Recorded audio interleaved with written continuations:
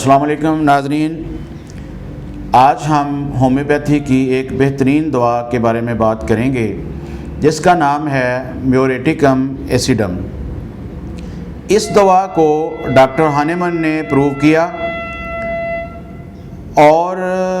یہ hydro chloric acid سے بنتی ہے جس کا کیمیکل فارمولا ہے HCl۔ تو دوستو، آج ہم اس دوائی کی صرف ان علامات کا ذکر کریں گے جن کا تعلق ریکٹم کے ساتھ ہے۔ تو ریکٹم کی پہ اس دوائی کا بہت ہی ایک خاص اثر ہے کہ مریض کو بلیڈنگ ہوتی رہتی ہے، بہانے کے ساتھ خون آتا ہے، اور یہ جو بلیڈنگ ہوتی ہے یہ پیریاڈک ہوتی ہے، یعنی کچھ وقفے کے بعد بلیڈنگ ہوتی ہے، پھر رک جاتی ہے، پھر ہونا شروع ہو جاتی ہے۔ تو جہاں تک اس میں بواسیر کا تعلق ہے، تو بواسیر کے لیے یہ ایک بہت ہی اہم میڈیسن ہے۔ اس میں ہوتا یہ ہے کہ مریض کو اس میں مکد کے اندر سوزش ہو جاتی ہے، جس طرح کہ تیزاب جو ہے، کیونکہ یہ دوائی ایک ہائیڈرو کلورک ایسڈ سے بنتی ہے، تو تیزاب کی خاصیت یہ ہوتی ہے کہ وہ سکن کو چھیل دیتا ہے، سوزش پیدا کر دیتا ہے۔ تو اسی طرح میوریٹیکم ایسیڈم جو ہے، اس کے اندر بہت زیادہ سوزش پائی جاتی ہے، مریض کے ریکٹم کے اندر مسے بن جاتے ہیں جو درد کرتے ہیں اور بہت زیادہ حساس ہوتے ہیں، اور یہاں تک ہوتا ہے کہ ان موقعوں کو ہاتھ لگانا بہت مشکل ہو جاتا ہے، یہاں تک کہ ٹیشو پیپر، ٹوائلٹ پیپر کا استعمال بھی مریض کے لیے مشکل ہو جاتا ہے، اور یہ مسے جو ہیں یہ پھول جاتے ہیں، ان کے اندر بلڈ کنجیشن ہوتی ہے، اور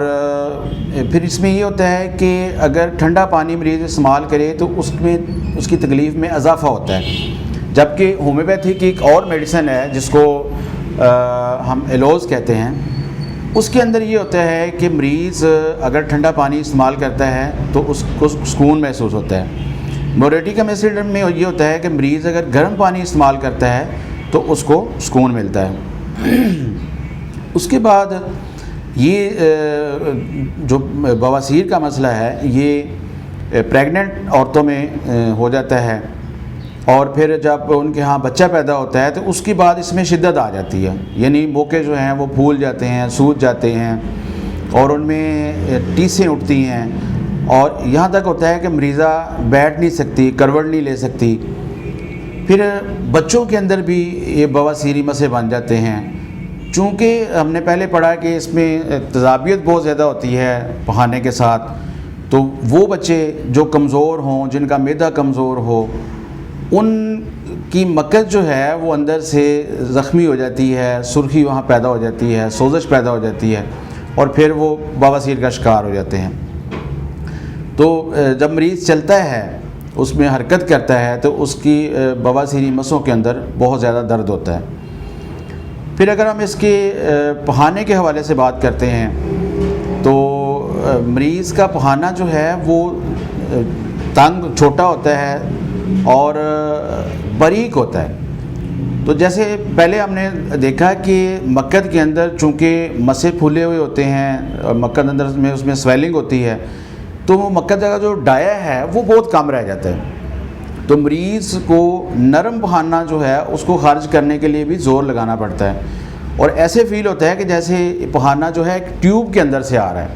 یہ اس کی ایک بہت اہم علامت ہے۔ پھر ہم دیکھتے ہیں کہ بعض اوقات ایسا ہوتا ہے کہ مریض کی جو آنتڑیاں ہوتی ہیں ان میں ان ایکٹیویٹی پائی جاتی ہے، سستی پائی جاتی ہے، اس کی وجہ سے کبھی کبھار مریض کو قبض بھی ہو جاتی ہے۔ لیکن اکثر اوقات ایسا ہوتا ہے کہ پہانا جو ہے وہ زور لگا کر ہی خارج کرنا پڑتا ہے۔ لیکن ایک متضاد علامت اس میں یہ ہے کہ ویسے تو پہانا زور لگا کے خارج کرنا پڑتا ہے، لیکن جب مریض رات کو سوتا ہے تو اس کا پہانا خود بہت نکل جاتا ہے۔